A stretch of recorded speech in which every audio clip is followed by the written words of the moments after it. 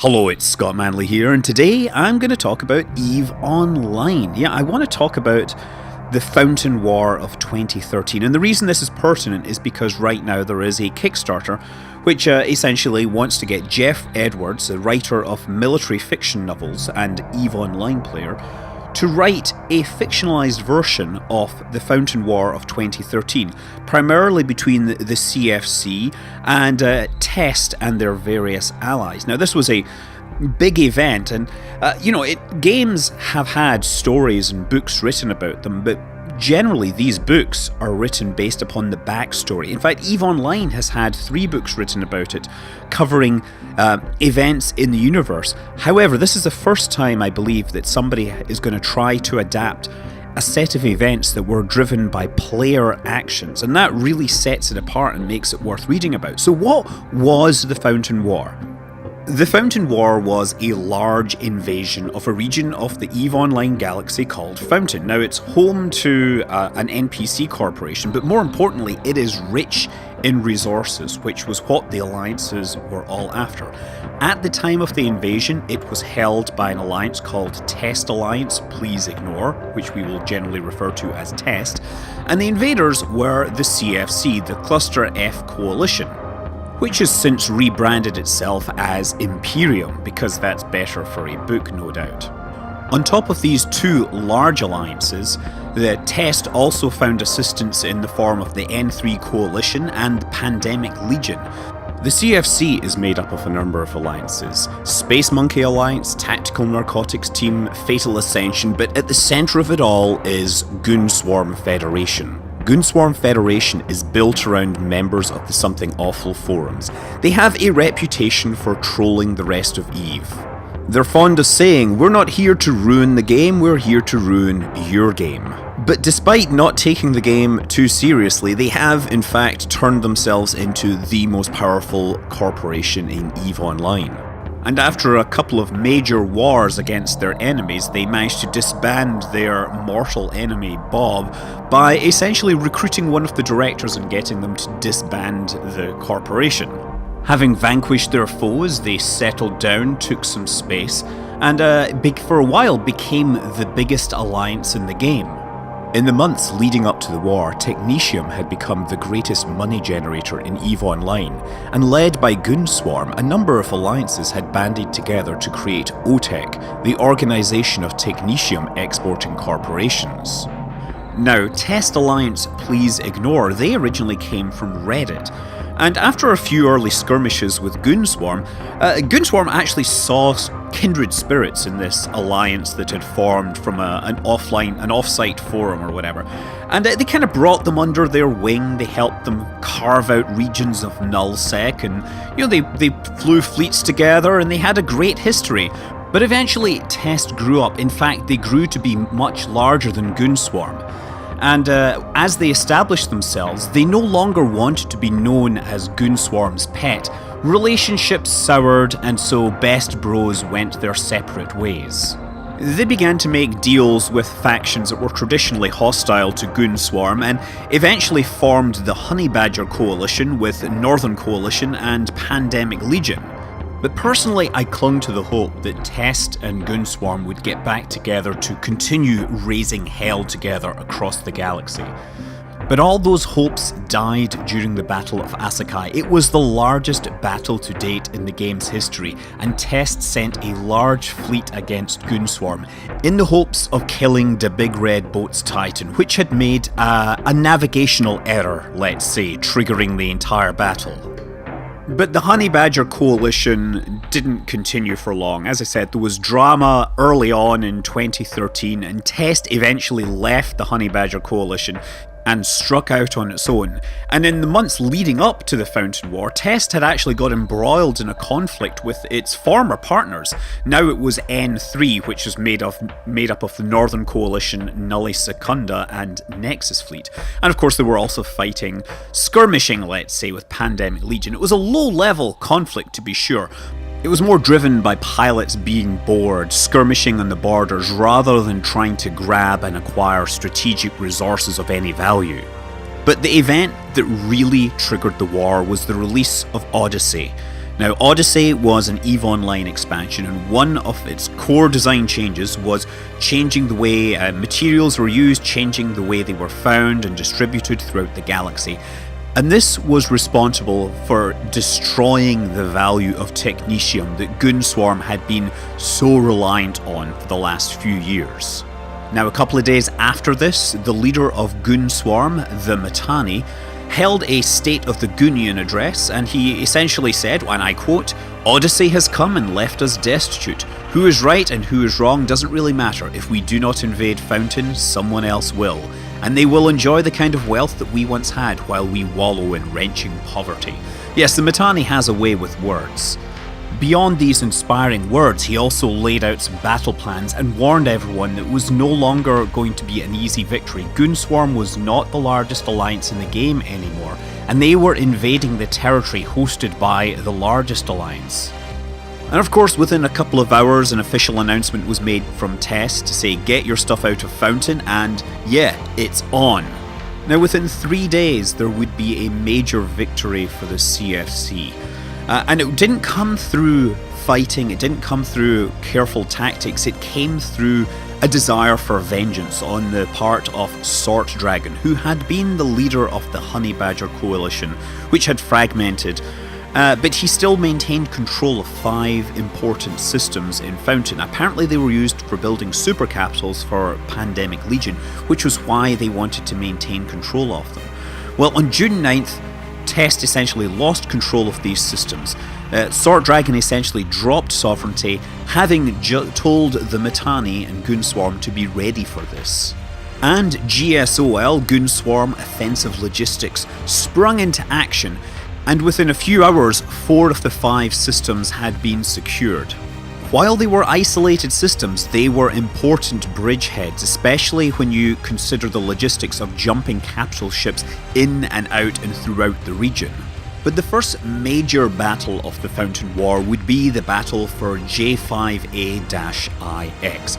This is a system which connects to a neighbouring region, the Cloud Ring, which is owned by the CFC. They were using the system on the other side, B-D, as their staging system for all their offensive operations. So this was their first attempt to push across the bridge into Fountain directly.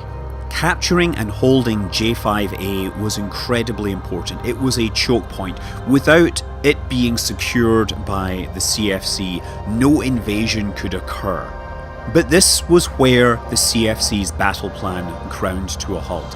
Test, made up with the Pandemic Legion and N3, while they had had their disagreements, the one thing they did agree on was that they all liked shooting at goons.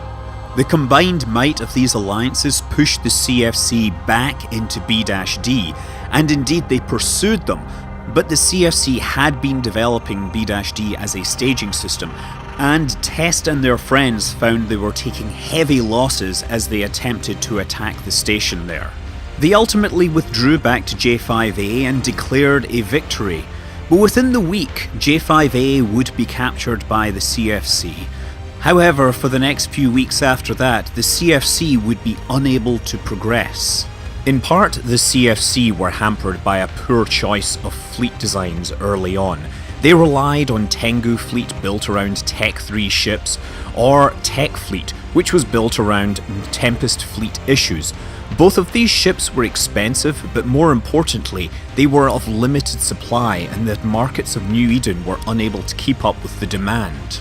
In particular, Test had been exploiting sentry drones a great deal, which at this time were very, very powerful. They would field fleets of Dominixes and slave all their drones to the fleet commander, who could essentially call down coordinated strikes on any target. On top of this, their allies in the form of N3 and Pandemic Legion were able to field very powerful super capital fleets. But beyond these tactical differences, an important time zone difference emerged. The CFC was very, very powerful during US time zones, but during Australian time zones they were very weak, so systems would be captured only to be lost hours later. Taking advantage of this, Test and their allies were able to recapture 4 of the systems that had been gifted to the CFC by Sort Dragon. Of course, the CFC's response was, well, I didn't want that system anyway, but that's what everyone says when they lose a system in EVE Online. Now, during this stalemate, I did actually get some time to fight in the Fountain War, although it was in a very limited capacity as part of a siege fleet. A siege fleet was essentially a swarm of stealth bombers, which would fly to a strategic structure and either destroy it outright or reinforce it. Bombers are very fast and mobile and can be jumped around by Black Ops battleships. This mobility and this large amount of firepower makes them excellent for harassing enemy targets and keeping their logistics teams running around and keeping stations repaired and things like that. But it wasn't any way to really win a war, just a way to keep the enemy busy while the real problems are dealt with elsewhere. Other alliances saw this as an opportunity. In particular, Black Legion decided to start harassing CFC moons, eventually causing the CFC a great deal of trouble, to the point that apparently the CFC just decided to bribe Black Legion to join in on the attack on Fountain. The CFC had very, very deep pockets. Now on the other side, Test, they hadn't been so good at managing their money, allegedly, and their ability to fund a long, protracted war against the CFC was very much open to question.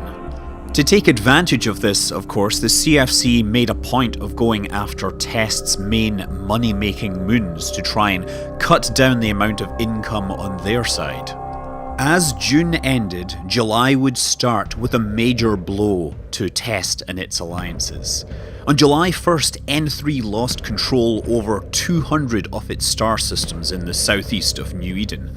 Some player had risen to a position of great power within S2N citizens, and approached the CFC with an offer to disband the corporations, essentially forfeiting the territory it controlled.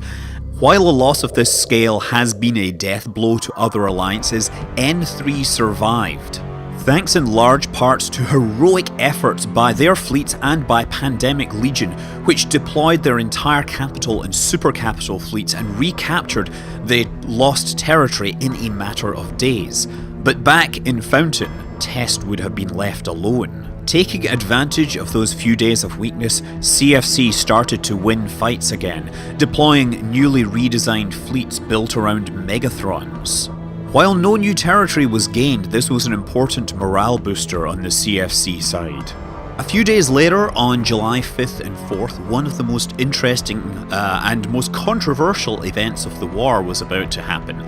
In the system of Z9PPH, the Test Capital Fleet had been pinned down by a CFC Special Ops group. With all those expensive Test toys trapped, thousands of CFC members flooded into the system in their shiny new Megathrons and started pulverizing the targets. For 7 hours, Test ships were getting taken down, and it seemed like the entire fleet was doomed. And given Test's weak finances, perhaps their entire war effort could go down in this one system.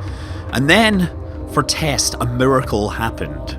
With over 2,000 players in the system and the node creaking under the weight of all the calculations, everyone got disconnected. The ships just vanished instantly, and essentially the largest battle since Asakai ceased to exist. Now, of course, CFC had the upper hand and they logged back in as quickly as possible, but Test leadership told their ships to stay offline. And so Test was able to save a large part of their fleet. And it was all down to a bit of poorly thought out system administration by CCP. Essentially, there were multiple systems on a single processor, and their plan was to take all the systems that weren't involved in this giant fight and move them to other processors. However, due to an error in communication, Z9PP-H was also moved and everyone disconnected, thus spoiling one of the big battles of the Fountain War. There were certainly accusations levelled against CCP that this was perhaps an inside job to save Test. But ultimately, the Mittani said he harboured no ill will, and the CFC's invasion continued. The day after this server-induced failure, the CFC suffered another setback as they tried to establish an outpost in J5A. After deploying the outpost egg, the CFC was unable to defend it until downtime due to the dominance of N3 during the Australian time zone.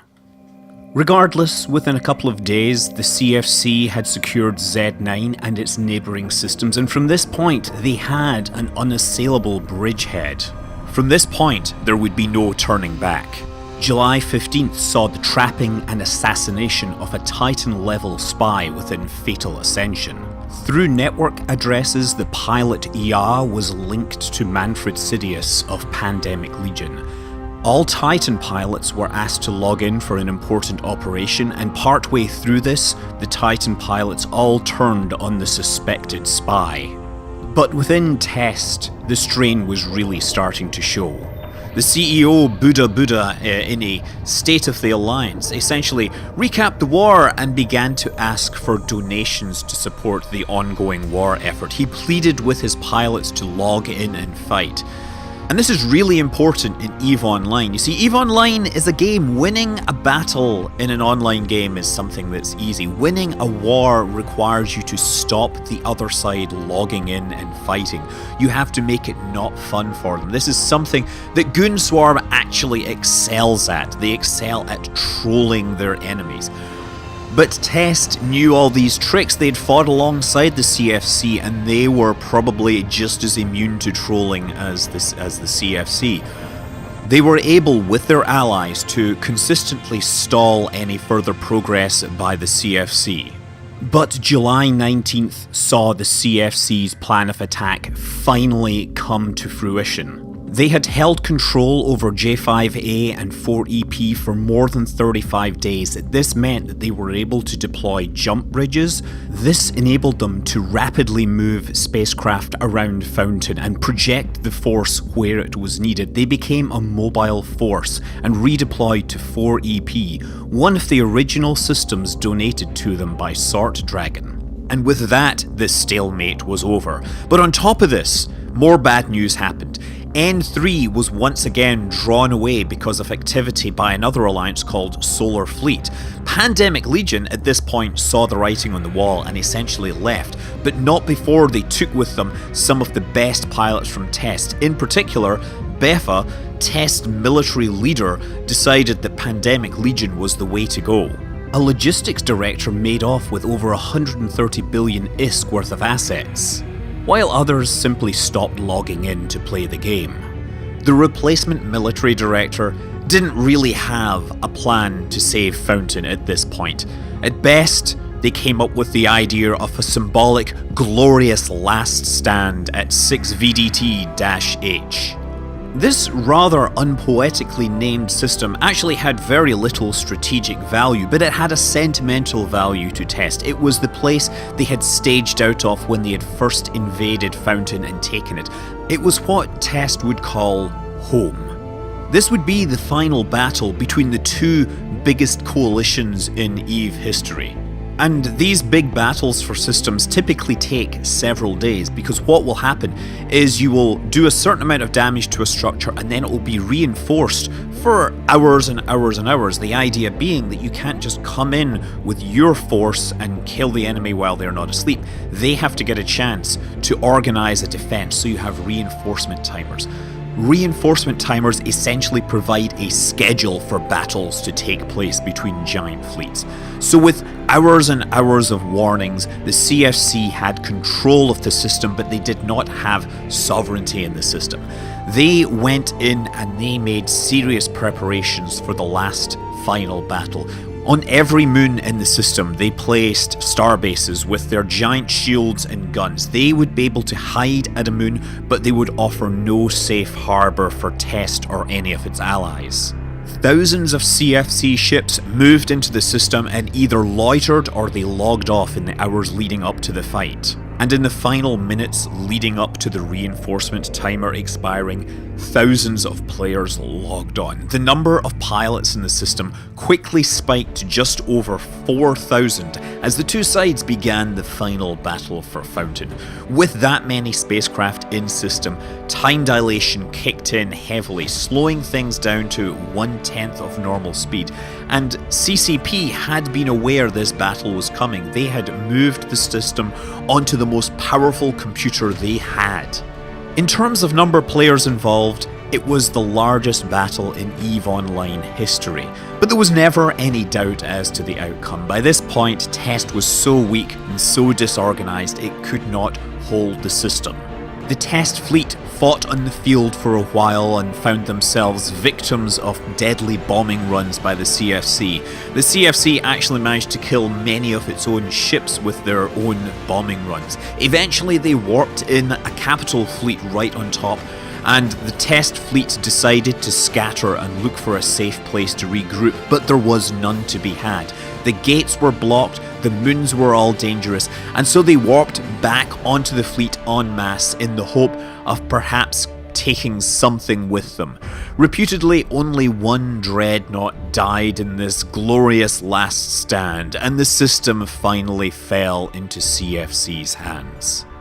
And having made its glorious last stand, Test finally agreed that Fountain had been lost. They pulled back to Delve, and with no one contesting Fountain, the Fountain War was over. But fighting with Test and the CFC continued for some time, because that's what people like to do in EVE Online. And so that brings us to this Kickstarter once again. I think there is an absolutely solid story here. There's politics, there's backstabbing, revenge, battles, giant space battles for huge sections of space. There's egos, there's inspiring speeches, spies, terrible mistakes and brilliant strategic decisions, all on a scale involving thousands of real players that actually happened, albeit in a fictional universe. And that's why I'm telling this story, because from the outside, it's very hard to understand necessarily what's going on in EVE, but trying to tell it like a narrative, I think the whole thing comes alive, and I really want to see this turned into a book, because I think it will be a really good read. Now let's be clear, while this is a project run by the Mittani, it is not Goon Swarm propaganda. All the sides of this war have come together and endorsed this production. It is a story which captures everything great about EVE Online. The giant scale, the thousands of players involved. There is no other game like EVE Online, and it is hard for anyone that hasn't participated in these kind of conflicts to appreciate it. I'm Scott Manley, fly safe.